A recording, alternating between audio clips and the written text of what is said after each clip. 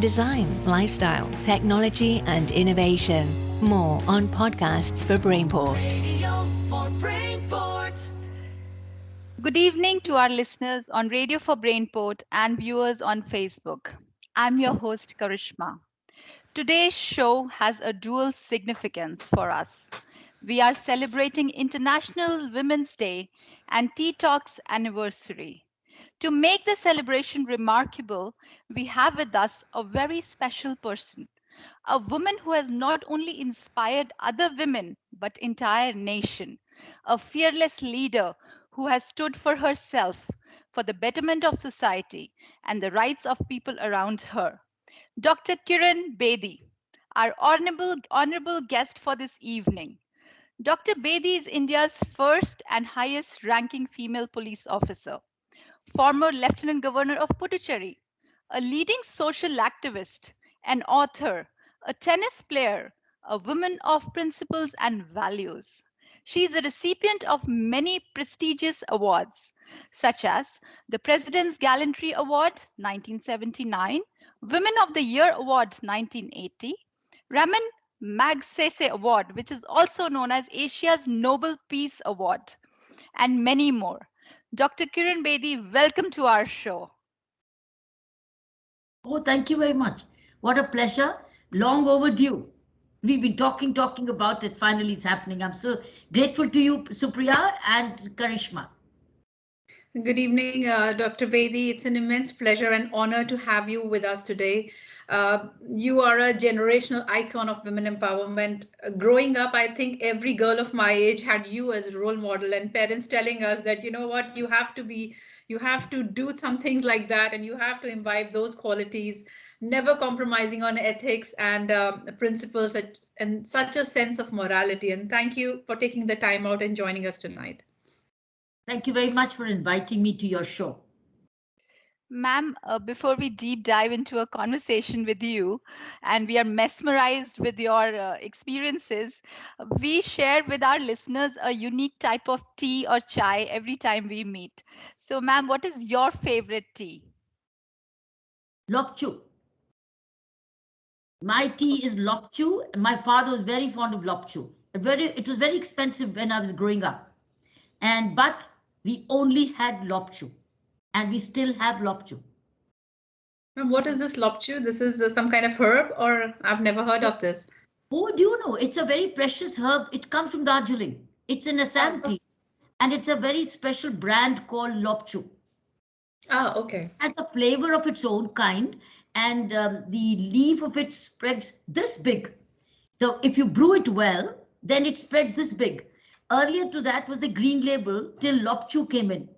Earlier it was Oh, green label. And from green label, it became an improved version called Lopchu. And the Lopchu week, the leaf goes this big if it is well brewed. So main thing is the art of brewing it. The right wow. kind of tea pot, the right kind of warming of the cup before you serve it. So it's a style of serving it. So mine was Lopchu. It So, still is. our listeners, and also us now, we know what tea we have to try. That is Lopchu, and it comes from Darjeeling. So, ma'am, you have your presence worldwide, and you also have an association with the Netherlands, and you received an award from Avicenna College in Rotterdam. Please tell Yes. us more about it. Oh, that's great. I'm so happy that we could recall that. I was really respected and treasured to be invited all the way to Amsterdam to speak on leadership and to be awarded. I came more than once. So it was a great gathering, and the Institute was very hospitable and gave me such a precious award. It was, uh, it was so good. Let me show you. What is this called? Amazing. What is this called? Crystal. Crystal. Crystal. It's a Yes. crystal. So beautiful. You see that? It's so Yes. Yes. beautiful. This is what they gave me, and I've kept it so sacredly safe in my very special care because it's so brittle. You see that? And Yes. the name is written here. Avinci. What is it? How do you spell it? How do you pronounce Avi- it? Avicenna. Avicenna, right. So it's an Avicenna award. I came to it once. It's a very beautiful country. It gave me an option. But I don't know how they found me out. And I came 10 years ago. Yeah. And ma'am, we also know that there was a leadership training session Ah, that happened recently for Dutch CEOs from the Netherlands. So, and you exactly. were the part of the program. Oh, not once. It was like an annual. They used to send an annual delegation to the Fisherman's Cove in somewhere near Tamil Nadu. Very beautiful seas resort, and a group of selected about 30 of the CEOs and leaders used to come annually. I'm so glad, Karishma, that you researched it. Every year, an annual. They recently stopped it, but maybe because of financial constraints, maybe I don't know. But I used to go to Fisherman's Cove every year to speak with the group. Ma'am, you've been giving these leadership training sessions to all ages, I think even to young children, to age of 14, 16, 18, 21, and to women. But what are the main challenges for female leaders in leadership? It's the early upbringing. The main challenges for girls is upbringing. There's so much of a bias in our Indian families in the upbringing of the girls compared to the boys. Boys are given all the space and freedom to grow and develop and learn and play and travel and have friends and be outside and have a lot of exposure. Girls are very restrained, they're restricted, and they're cocooned and they're protected, and then they are inhibited, and they are saying that ye tumhare, this is not for you and this is not for you and this is not for you. So in a way they are more sheltered. Boys are not sheltered. Boys are unsheltered, unshackled. Girls are shackled. Of course, some of us, we those of us who had progressive parents, I think made the difference. But those non-progressive parents actually hold back the growth of the girls, though they educate them. Though they educate them, they even go to institutes of management. They go to engineering colleges. They do. They go into higher education, but their roots are very restricted. I'm looking at the roots because you said how do they grow? Where the see while they flower, they go back to higher education, but their foundation is restricted. They are brought up with lots of do's and don'ts. Whereas it's not the do's and don'ts for the boys, but for the girls, it's a lot of do's and don'ts. But also, it's the purpose of education sometimes is to maybe get married to a better, good family. It's not basically to prepare them for dynamic careers. So the education is for a limited purpose. Therefore, I think that's a big difference. Whereas boys are given educated to make strong careers. Girls Mhm. are not educated to make strong careers, but find strong families to get things Ma'am, so that I, they get married. I agree. Maybe in 1970s, 1980s, this was happening. This is happening even now, that Yes, girls are it's still happening.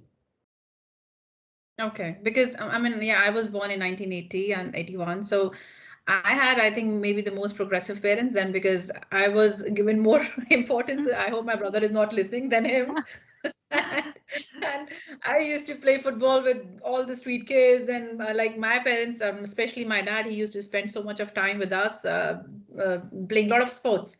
So that was very important that we have to have sports in our family. And my mother used to be the goalkeeper, and, and we used to play as a family. But See, that's really sad progressive to know parents, that. yeah, but the percentage of progressive parents is growing, Mhm. and the percentage of girls who are breaking the barriers is growing. It's Mhm. growing exponentially, All right. exponentially. But there's a very large percentage. There's a rural India, remember that? Mhm. Yes. Large rural India with the rural girls. Very large Correct. percentage. And India is 1 billion plus population, not Netherlands. So those large percentage of rural women. So when you talk about women, remember it's not only you and me. We are a very small percentage of representation of liberated women. Very true. There's Yes. a very large bulk which is restricted, which is struggling to grow and also reach out to opportunities. A school True. close by, a medical institution close by, though India is developing enormously. All these facilities are coming to the doorstep now. Girls, there's a compulsory education for girls. So literacy is compulsory now. Every child has to go to school, girl or a boy. And so all the facilities, girls are getting many scholarships, they're getting fixed deposits. So there are lots of incentives from outside to see that the girls grow up equally. But yet the bias, a preference for the boy remains, because in the in Indian culture still, the boy is a carrier of their son, of their family legacy, and Mm-hmm. girl is a migrant or she's an immigrant because she migrates to another's home and also chooses to lose her identity sometimes. These are disincentives. And sometimes the family which is proposing, wanting to marry the girl, they demand dowry still, Yeah, still. So still. there is still a population of progressive population and a patriarchal population of or a feudal or conservative. So there's progressive and there's conservative. So it depends on where you're born in. Very wealthy families are also conservative. They True. educate and yet say no careers. Or the marry the girls' families into which they marry, the families think we're rich enough, you don't have to work. So even if she's very highly qualified, they deny her self-employment. So it's both ways. It depends on varies from home to home, but there's a large rural base. Even though in India, the rural population, do you know, one third of all villages, panchayats, the village councils are women. Their positions are reserved for women. But those women are not qualified in management, finance, and administration. So sometimes they're more controlled by the men. Yeah, So it's that's it's the a irony. Yeah. so while urban population, urban women are outgrowing, some of them are doing brilliantly well. They're heading companies, heading engineerings, becoming medical doctors, principals, university vice chancellors, and whatnot. India has a finance minister. She's a woman. Yes. Yes, yes. Yes. Ma'am, so I mean, is it you were the first women to join Indian police officer? You were in narcotics, traffic department, all the male-dominated sectors. So was it hard for you for to be a woman in the male-dominated sector? It would have been Because very hard, Supriya and Karishma. It would have been very, very hard had I not grown up in a very progressive family. My Mm-hmm. parents were very unique, different from their own feudal conservative joint family. They were very different. And being different, they brought us girls differently. They best us to the best, most See, our roots were very strong because of the Mhm. parenting was very progressive, therefore very positive, and very also very career oriented, very highly tilted towards education and sports. Why I'm bringing my upbringing here more, because I was a very strong sports girl, where hardly girls were playing competitive tennis when I was, and boys were, look, when I play competitive tennis, I'm as good as the boys or as better, Yeah. and I'm traveling with them. I'm staying in barracks with them. Dormitories shared. Everything was shared. So I think that equal growth, I think, gave me the edge.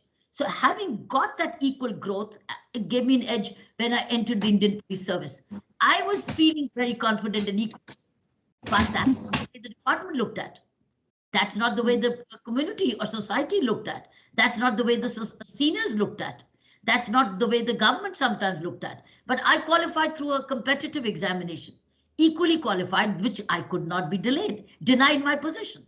So when I True. entered as the first woman, I think I entered as an Asian tennis champion. I was a national champion, ranked in India. So I was a strong, very confident girl, knowing what I want. But that's not the way the society believed. That's not the way the departments believed. So I had to start from a scratch, making my way through. While I made my way through tennis, I had to make my way through career, because men would have opted my positioning in control rooms or back end positions or on the sidelines. But I had to come back all the time demanding, saying, why not me? Why not me? Why, what's wrong Yeah. with me? And I had to go on proving that I can do no less than the men.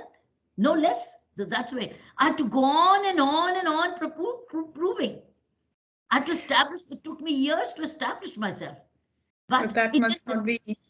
it didn't deter me because I was a champion. You see, the champion has patience, champion has stamina, champion has endurance. That's where sports actually became a very major reason of my making a breakthrough, breaking the Mhm. biases and proving that I'm better than this on stamina, on strategy, on team spirit. All this sports teaches you. So I think my sports and educational background gave me the edge. Had I not been there, I don't think I would have made it so easy. But I did equal training. When I had an option to say, okay, would you like to have a different training? I said, no, I'll do the same training because I want to do the same job. Ma'am, Yes. on that note, we would like to share with our listeners that during the 1975 Republic Day parade, since we are talking about male-dominated sector, you were the first women in India to lead the male contingent, the parade. There is a story behind it. We want to know it from you. Yes, Karishma, exactly the story is what it's proving what I just said. Because even when I was supposed to have led that male parade as a senior most young IPS probationer and an officer, as the IGP, the Inspector General of Police, then Mr. P.R. Rajgopal, a very fine officer, was choosing to choose a man to lead, a male officer to lead. So Yeah. when I heard that somebody else is being chosen, though I'm legitimately by right entitled to. So I took the courage and I went to ask my IGP. I said, sir, I'm informed that you are I'm not being chosen. Instead, somebody else or somebody who's junior to me. He said, yes, he will lead. But do you know what it means? It means 20 kilometers of walk every day, march past, heavy boots on, winter of Delhi, you're foggy, and it's freezing cold at that time, it's zero temperature.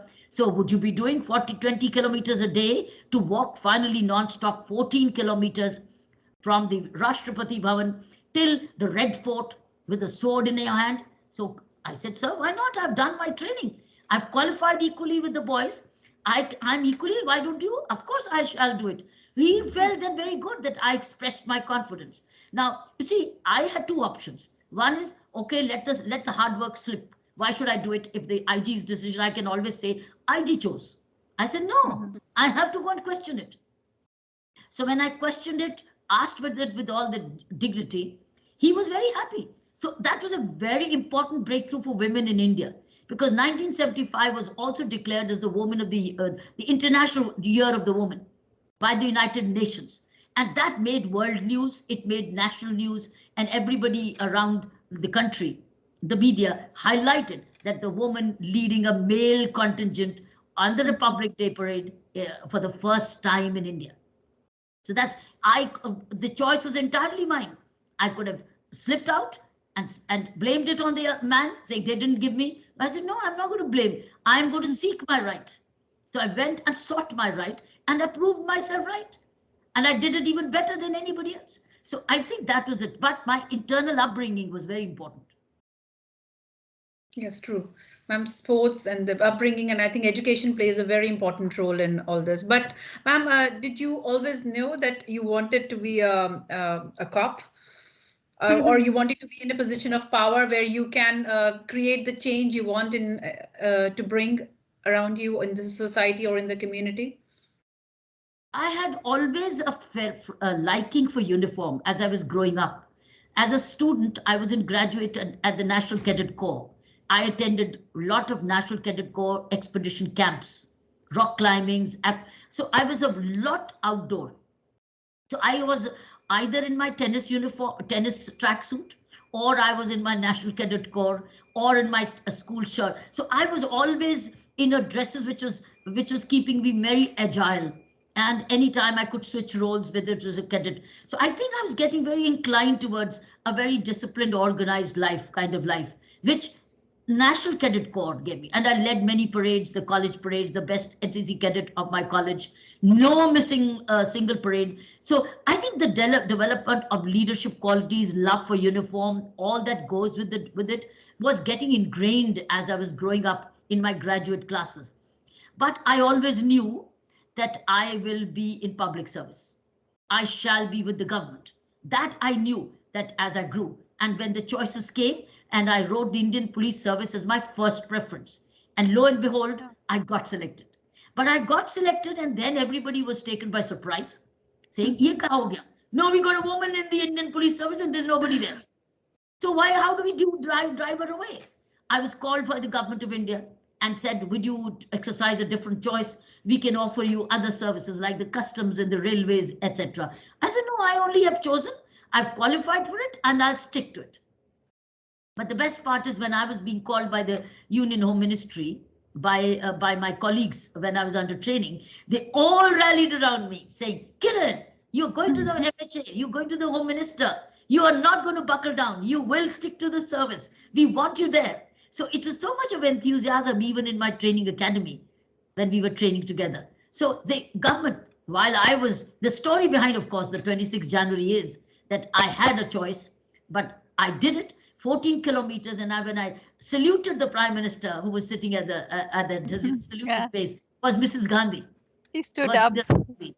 And it was Kenneth Kaunda who was also the and she got up and I know Yeah. she from a chair and she cheered and she was so thrilled as a woman that now there's another woman also in these leadership ranks.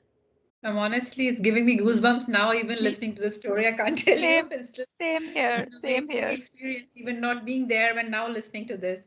I mean, you did not bend the law for anyone. You even towed the Indian Prime Minister Indira Gandhi's car for a parking offense. And I think I know you did it for your sister-in-law also. If Yes, I'm, yeah, yes, in yes, you have a very high sense of morality, but does it backfires at times also? I mean, everything backfires, doesn't it? If you fail, it backfires because it diminishes you, isn't it? When you poorly perform or you compensate and underperform and be cowards, it backfires on you. It hurts you. It hurts your self-respect and dignity, isn't it? And yes, similarly, when you're strong, it also it backfires on others, not on you, because you become strong. But yeah. what I would probably say, well, it backfires in the sense that when your postings and transfers and are in others' hands, then they have their way and they say, now it's our turn. And Yeah. of course, they exercise their turn. And soon enough, I was transferred out. But I took that because that had to be taken. Because for me, the purpose of my service was uppermost. It was the purpose of my service, rule of law, equality of law, sense of justice. Otherwise, I would have never opted for the Indian Police Service. If I had not been respecting a sense of justice, I would have never ever worn a uniform. So the point of discipline and respect for all, human dignity, teaching everybody with great respect and equality was very, and that was very, very sensitive portion of my life, has been all along till now.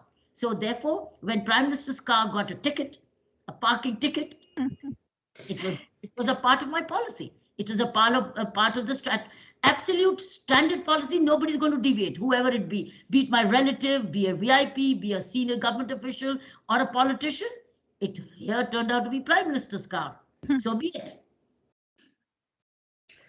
So, ma'am, you have devoted your life to public service through government service and NGOs, but then you entered politics. So, what was the motivation to join the politics?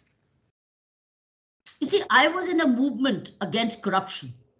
I was in a larger national movement which had picked up very well against corruption in India in 2010s, 2010, 2011, 29. There was mass complaints and allegations of corruption all over. And we were having the Commonwealth Games, and there's a lot of money, contracting being money, and a lot of infrastructure being built. And also those days, there were other kinds of, so there were lots of corruption allegations going around in the country at that time. Scandals, every day we had a newspaper scandal. So some of us got together and started a movement called the India Against Corruption movement. Mhm. I was a part of that movement out of my own conscience. That if I've been talking against corruption and equality and rule of law, and now when some citizens are coming together, how can I? And they invited me saying, why would you like to join in? See, and I was at that time, I'd moved out of service. I'd left the service. Was now a free citizen. I was not in the Indian Police Service at that. Had taken my retirement. I took my retirement in 2007. This movement was in 2010. So I was a part of this national movement of India against corruption. It spread wildly all over the country and made people aware of the rampant corruption allegations, etc. So we achieved a great deal. Now came a stage where now the same movement which had agreed to not go political decided to go political, and I left the movement. I said, no, I'm not for electoral politics, and therefore I'd like to leave. I left the India Against Corruption movement and went back to my writing because I was not inclined towards electoral politics at all. I wanted this to remain as a, as a, as a, as somebody like a watchdog, the movement to remain a watchdog and anybody who commits corruption in the government. But that was not, see, the leaders, my co-leaders, peers at that time thought it was a great opportunity now to form a political party and go political. I walked out of that movement with a very heavy heart and moved away. I went back to my writing, my travels, and my work which I was doing. But one day I got a call. I got a call from a very senior person in the government and said, "Would you not like, you love Delhi, you serve Delhi, and Delhi's given you everything. Would you not like to contest from one seat where so that we can now uh, uh, transform Delhi and make Delhi into a great city, great town. You see, they touched a raw nerve in the sense love for Delhi and to said that would you like to compete against so and so because that people will vote for you because I was a Delhiite. So when that chord was touched, saying, no, Delhi needs you, and you now owe it back to Delhi because Delhi also gave you everything. And I started to, this was a moral dilemma. Should I say yes or no? Would I be selfish? Because I know electoral politics is absolutely total surrender to people. It's a surrender, you know, it's a surrender of every moment of your living life. Politics is, electoral politics is very, very demanding because people demand the max amount of you. Yeah. I conceded.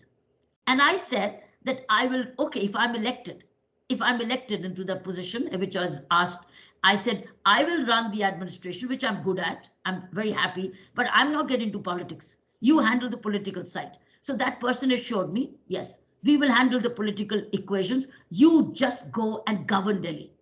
Because they thought I could govern Delhi, I could administer Delhi, since I knew Delhi by heart. That is the time, on that condition, I gave in and I stood up. So it was not joining politics. It was like basically trying to see what I can do for the city of Delhi without being political in that sense. Yes, it was an election, but I lost that election, fortunately for me, because I'm not cut out for electoral Fortunately. politics.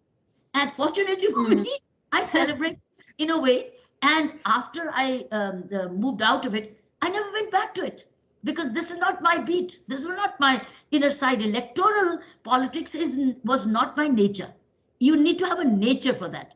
My nature was for administration. So I went away. I never thereafter returned to my work, which I was very comfortable with, my own non-profit organizations and my writings and my travels and speaking engagements. So I never went back to anything like that of an electoral politics. So whether you would say I went into politics, well, I went for a reason. And but that's not what my beat was. But you see, I went back to administration when the Prime Minister appointed me as Lieutenant Governor of Pondicherry. Now that's not a political assignment. It is appointed by the power that be, but there is an where it's a neutral position where you can play, you are to play neutral roles, absolutely non-partisan. It's administration, it's not a political, it's appointed politically, but the position is administration, which I was very good at, which I was very happy at. Okay. Ma'am, we are brimming with motivation and your honesty, integrity. I mean, it's just uncomparable, ma'am. But I would still want to know from you that what is one thing that inspires you every day to be, full of motivation like this. It's my own worth. What inspires me is my own worth. How worthy am I of myself for that day? It's nothing external, no external demand. It's an internal inspiration. What can I do with my time better? So It's I sometimes actually have respect for my own value for my own time. It's that what inspires. Therefore, it makes me read. It makes me do my fitness. I am into my spiritual reading. I connect with people. I reach out to the serve. It's value for my own time because I do believe, Karishma and Supriya, that time will pass anyway. Why should I waste it? Why not I invest it? So that thing is, time is anyway going to pass. I can sleep over it. I can work over it. So why should I waste it? Because if I sleep over it and when I could do something nice, I'll regret it later. Oh, I could have done it. I don't want to have live with regrets. I don't want to have regrets. I'd rather get out of the comfort zone and enjoy rather than be in the comfort zone and regret it later. So I don't want to live with Yeah. regret. So I basically want to live with a sense of achievement every day. So basically, ma'am, you try to find out in everything a positive aspect. Whatever you do, or whatever the you know the in the whole kind of, whatever you have done till now, everything you kind of find out a positive aspect in it. So with that, you were the first and highest ranking female police officer. You earned a reputation of a tough but innovative officer. So you manage one of the toughest jails in Asia, which is Tihar jail. You introduce prison reforms in that jail. Tell us about that measure. Since you asked me, I convert negativity into positivity. It's a fact. Yes. It's Yes. it's an attitude. It's an attitude which grew in my life as I was coming up. It's like losing a tennis match and looking at I can do it better next time, Yes. right? And never say give up. No, I think that attitude came from the sports, and of course I kept doing well in academics. But in this case, posting as Inspector General Prison was considered socially as a punishment posting. There's somebody the officers the administration doesn't like, they will post you as an IG prison or inside the prison, right? And any officer who was posted there walked out within 2 3 months by getting some pulls and pressures, right? And managed to leave the prison and seek another position. When I was given this position, my inside told me I was going to the right place. Only I knew. Nobody else knew. Even my family was very scared that now she's going to go work around with the prisoners, and when prisoners getting released, they'll all be outside our gate and asking for help because mummy knew that I'll get more involved with people, and now they'll all start getting expecting, and now they'll be all at our doorstep, and mummy was wondering now Kiran will be overburdened. Now we'll every day have people released at our gate door, like many others, other issues. So, but I knew, and another colleague of mine said, Kiran, why are you going there? I said, why? He said, no, don't go there. I've been there before. There are only 2 files the whole day. In that position, only 2 files come. I can clear them from home. Why are you going there? Kiran, don't go there. I said, I didn't say anything to him. That he was a good well-wisher. And so mummy was afraid that now we'll have people outside our door. My colleagues were afraid that she's going to be having no work and she's going to get wasted. Only I knew I was going to the right place. I think I have a very loud conscience and I listened to it. So I loved it.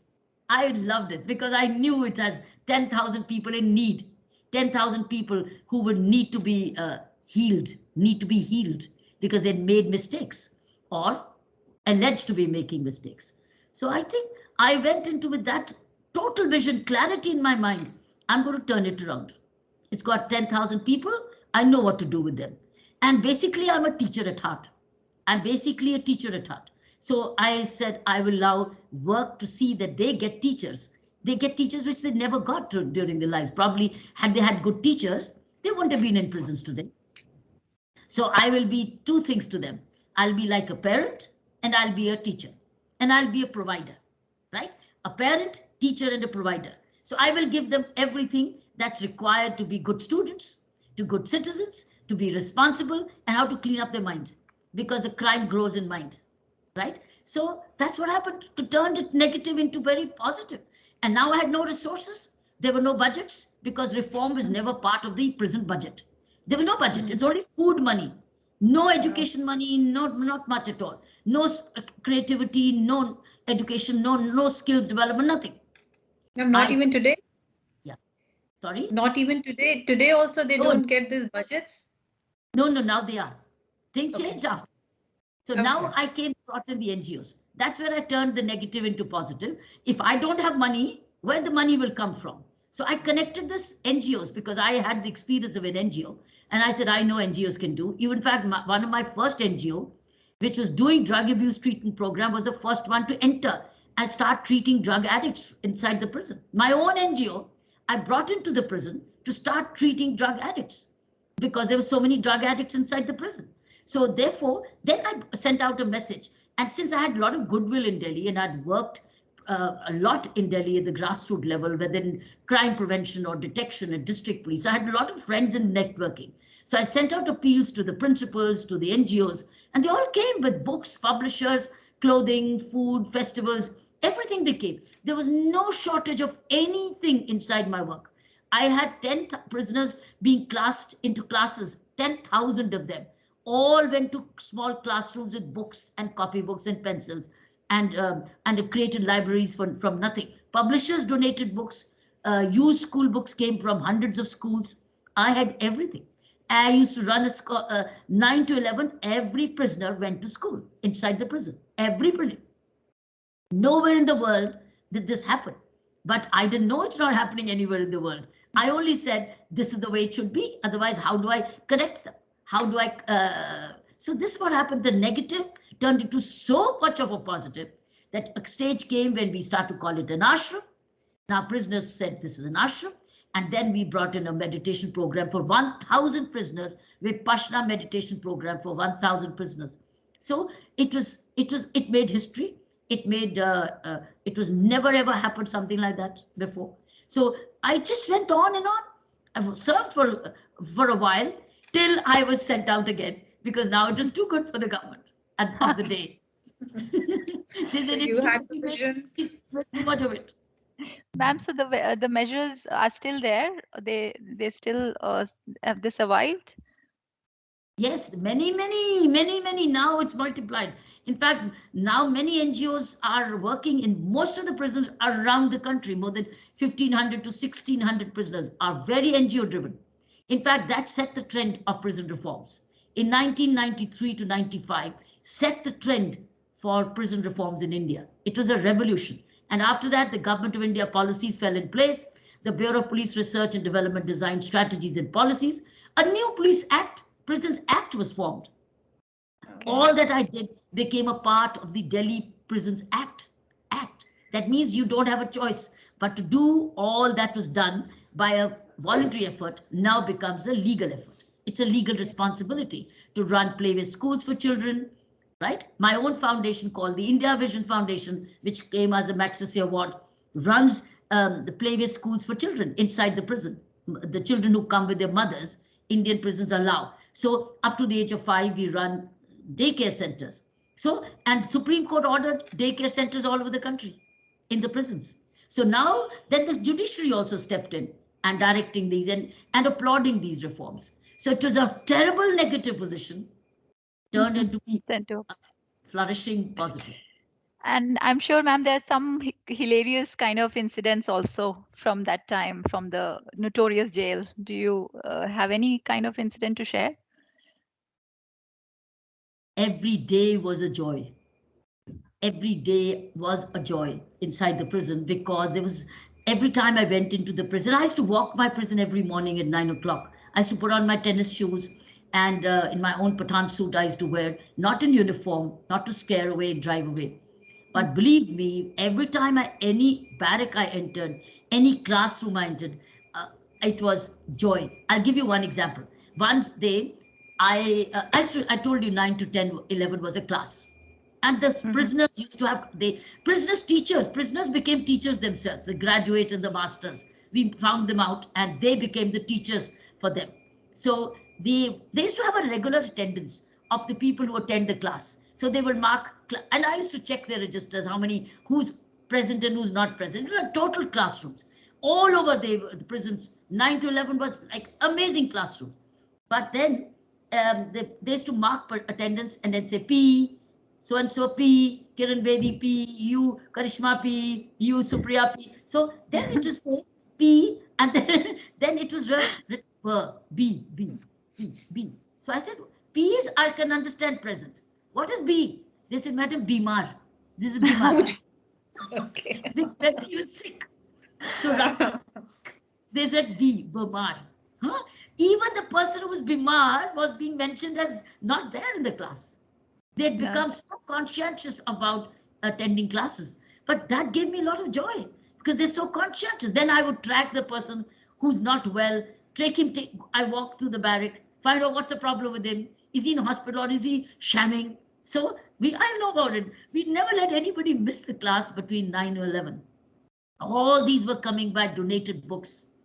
Of course, the way the way I nurtured it from 9 to 11 is not happening the same. Now, the National Open School, those who want to go for classes, they go. Like the Indira Gandhi National Open University opened up classes. And Mhm. some classes of languages are hope happening. But the way I used to hold from 9 to 11 and walking the prison daily, seeking donated school books, obviously is not happening. Because for that, it varies from a headmaster to headmaster, isn't it? Every school administration varies like that. So I was like a headmaster walking the prison every day from 9 to 10, 11. No, I think you started a revolution. I mean, this is Yeah. something so big, so huge. You're a pioneer, I think, for everything. Today, you would be happy to know many times many times I run into certain social meetings and they say, ma'am, I donated my school books. Ma'am, I visited with my school to visit the prison. Ma'am, I sent my school bag there. Children who gave, donated, remember till today, who now become fathers, Mm. saying, Yeah. ma'am, we were part of that program. So it is Absolutely. such a wonderful memory left behind. You have, ma'am, juggled between so many roles, from an IPS to from a lecturer to an IPS to a lieutenant governor. So, according to you, what has been the most impactful role? I have done every work with impact. Yeah. And whatever the work demanded, I've delivered it with to leave an impact. Why? Because when you're given such position, how can you be choosy? If it was traffic, wasn't it impact? Mm. Where you didn't even Yeah. spare the prime minister's car, right? If it Yeah. was a district policing connecting with rehabilitation of anybody arrested, it's impacting, right? Similarly, in the prisons, 10,000, everybody's impacted because everybody has to study and be taken care of. I have had a very holistic view of working. Mine is very Mhm. comprehensive. I don't work in parts. If I take up a cause, I take it completely. And if that is the demand of the situation, then even in traffic, I used to go to the length and breadth of the city of Delhi during my DCP traffic times. Never spared whether it's a VIP area or it's a poor area. Poor can get away with traffic jams. New area needs only. No, on the contrary, never went to the new VIP areas. I went to the poorer areas where there were congestions to see how can they live a better quality of life. So my approach has been similarly when it came to administration of Puducherry as Lieutenant Governor. It was the entire population of Puducherry which had to benefit from my work. Entire. With the result that Lieutenant Governor's office was connected to the last person in Mm. Puducherry. They knew the Lieutenant Governor is for them and that they could trust and that they could come to meet any day when the Raj Nivas is open. So I had the open system. So my whole approach, so if you say impacting, I think it was the recent one, memory being what it is, the recent one is most impacting because it's in public memory right now. Yeah. It's all over in the social media sometimes, it's also in the book. So I think now with this latest book, it's come alive all the more and it'll get perpetuated. But interestingly, all my work has been written. The prison work, the Pondicherry work is in fearless governance work, right? My Tihar work is in the book called It's Always Possible.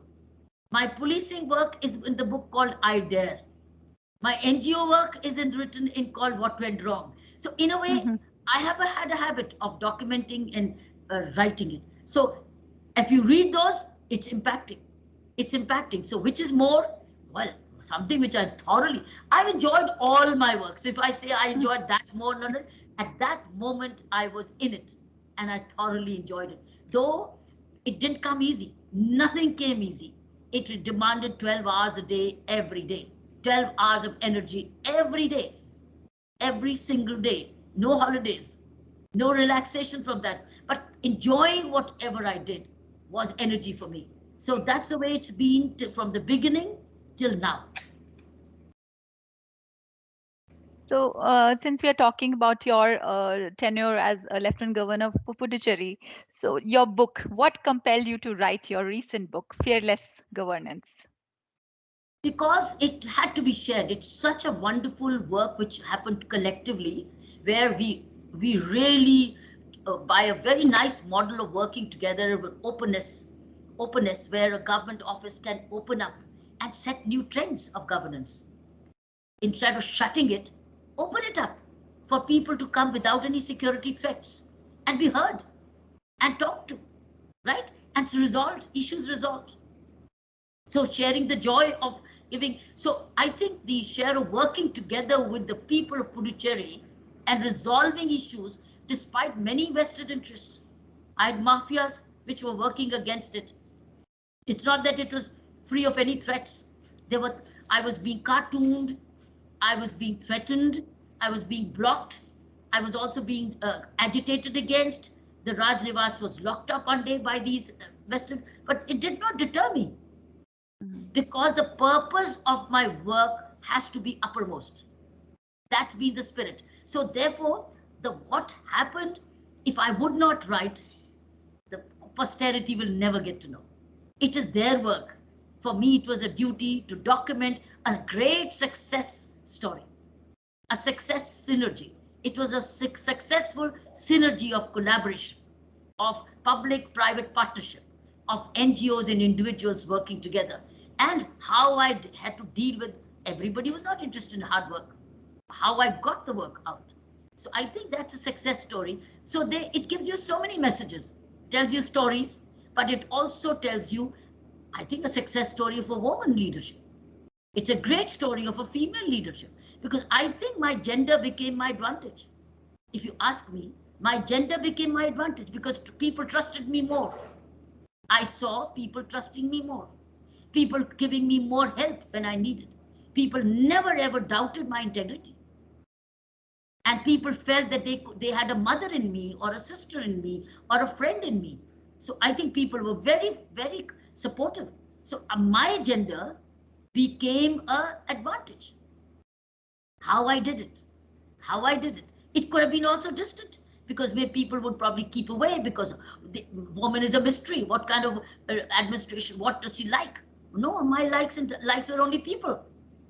Everything people centric. Everything had a purpose for people. So I think that's this why this book had to be written.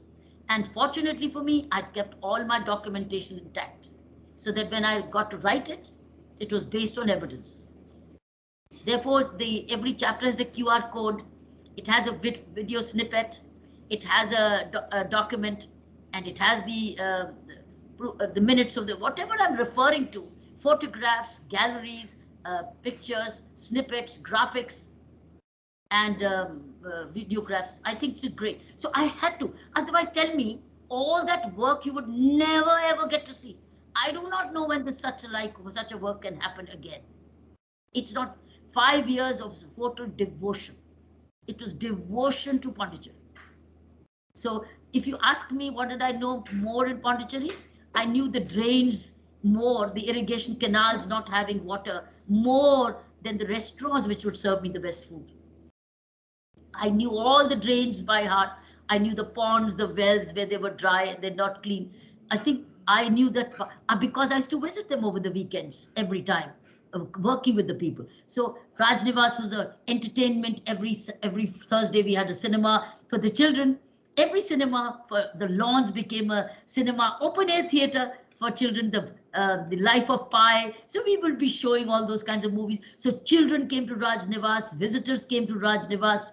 Officials came to Rajnivas, people, grievance redressal petitioners came to Rajnivas. So we only did was Rajnivas to open and come with on invitation, and all interfaith celebrations. So it became a people nivas. So from Rajnivas, it became a people nivas. How nicely put, ma'am. Ma'am, but is it possible to teach people fearlessness? I mean, changing mindset is not easy. I think dealing with people and bring change isn't always a welcome, and it comes with a resistance. Yes, Supriya, it is easy and difficult. It's difficult if it is late. It is easy if you grow with it. So if you grow with courage and decision making, it's like a language. Learning German and French now is not going to be easy. But supposing I grow up with this as a mother tongue, Yeah. It's very easy. So if I grow fearlessly, courageously, decisively, with the kind of growth and mentoring and nurturance, it's very easy because I Yeah. may question things. It's my nature then. But if I'm taught to be courageous and this thing later, when it's already difficult, then I have to do a lot of unlearning, learning my own personal convincing. But if I'm strong and if I'm a born shooter and I've taken to the shooting range right from childhood or from swimming pool, for me, diving is, I'm not afraid of the water. But if I do now, can I dive? No, because I never learned it when I could have learned it. So it's early leadership, which is the Yeah. critical. That's the roots. That's the foundation. So Yeah. parents have a role to play. Parents must, if they want their children to be courageous and decisive and also ethical, value-based, then go to school time. That's early upbringing, which is 5-year-old, 4-year-old, 6-year-old, 7-year-old, 8-year-old. That's a time to make them grow parallelly with it. Schools and homes have to reinforce, parents and mothers have to reinforce. That reinforcement is the concrete foundation of life.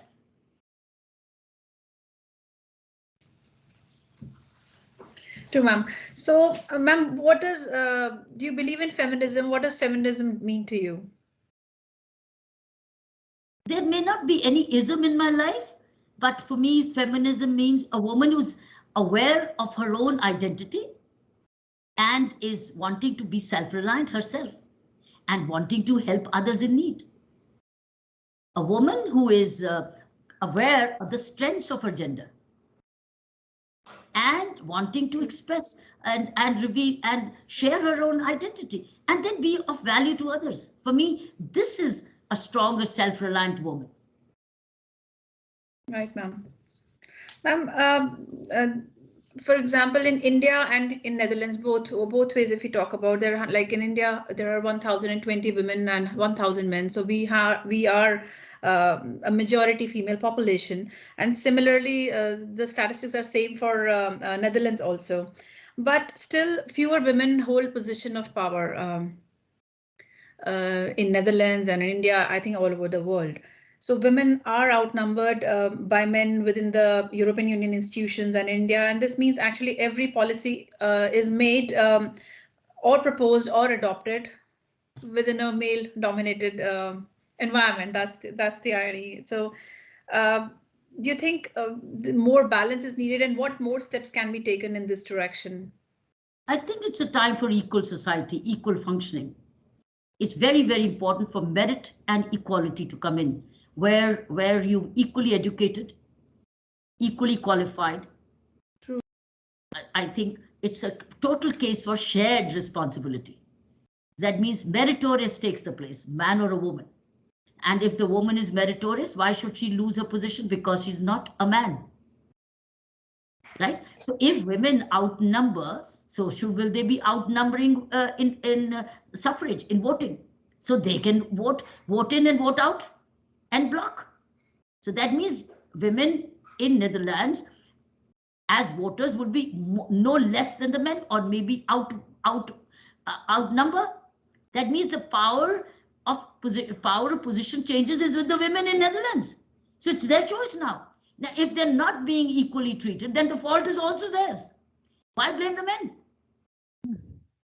Why blame the men? If you are equally empowered to vote in and vote out, Yeah. what do women want? Then it's very important, what do the women want? They can vote in and vote out. But it's still also a patriarchal society. It's a patriarchal society still. Even if your number is good, the other selections when it comes to political ticketing, giving political tickets or choosing, then the decision maker is the man. So he Yeah. prefers where he's comfortable in. Where he's Also, comfortable in. Also, Yeah. ma'am, even if we don't say it or feel it, there is kind of an unprecedented bias also in the mind, no matter what. So if we think about a nurse, always a female comes to the mind. If we think of a teacher, somehow, I mean, if you close your eyes and you think, oh, it must be a female.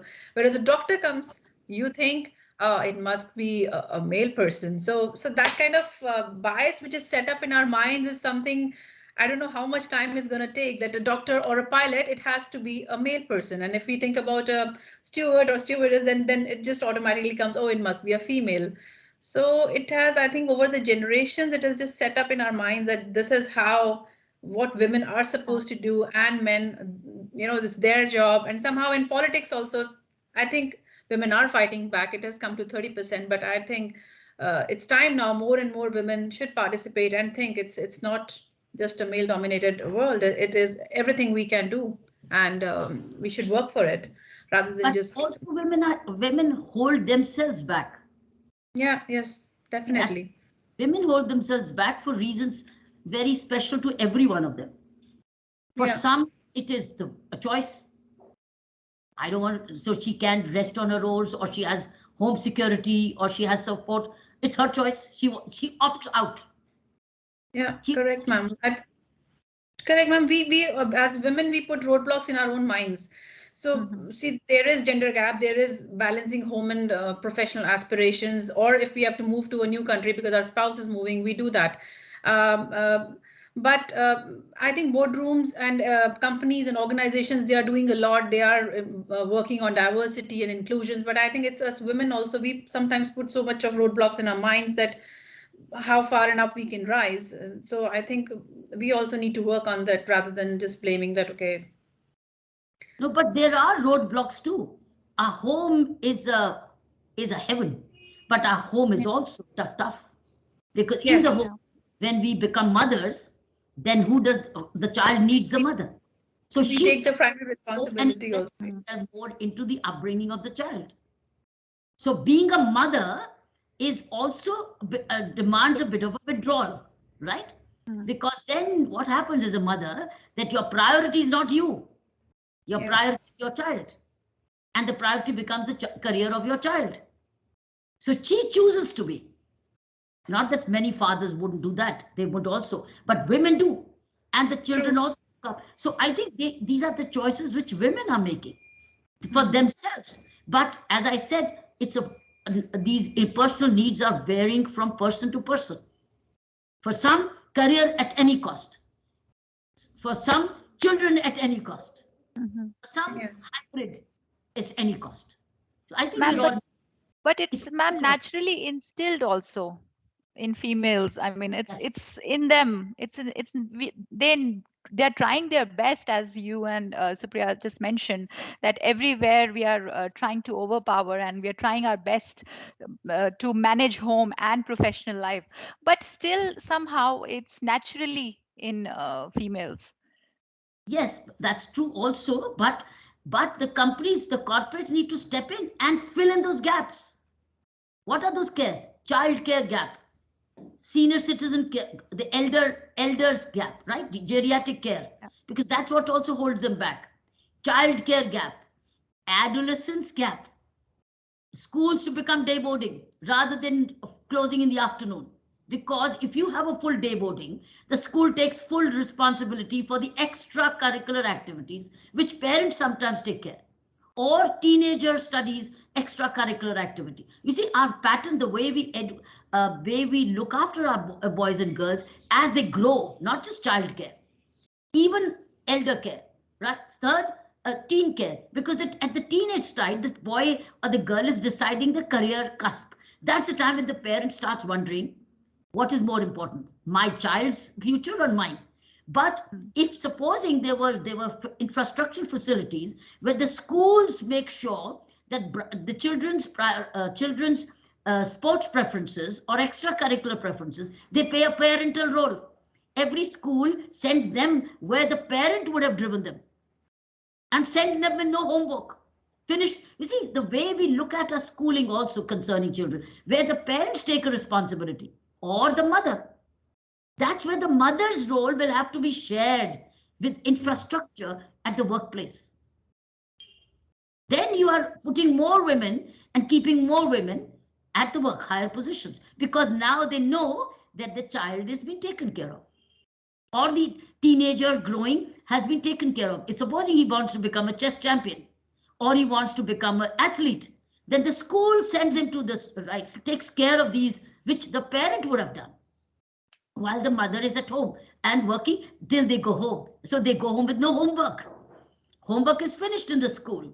See, the way that we educate, the way we administer our systems, I think was not geared up for women at workplaces.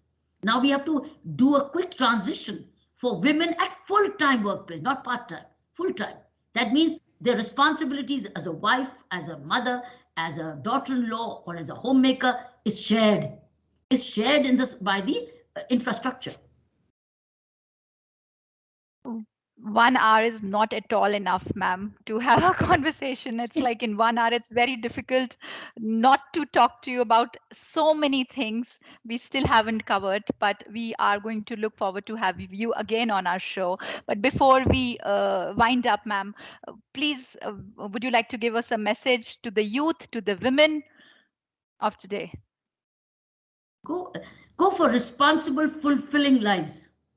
Self-reliant, responsible, and fulfilling lives for yourself and for the humanity as a whole.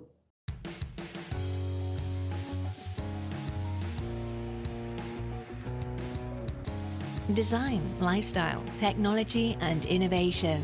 More on podcasts for Brainport.